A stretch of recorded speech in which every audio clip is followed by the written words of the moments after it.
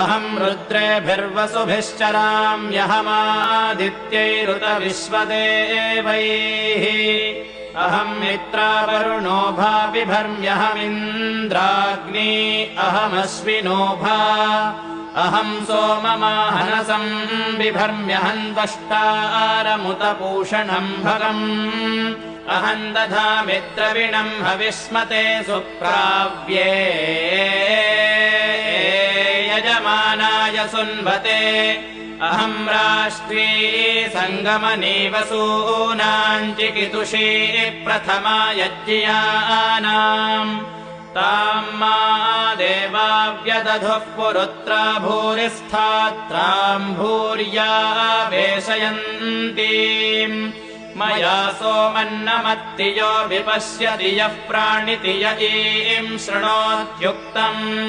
अमन्तवो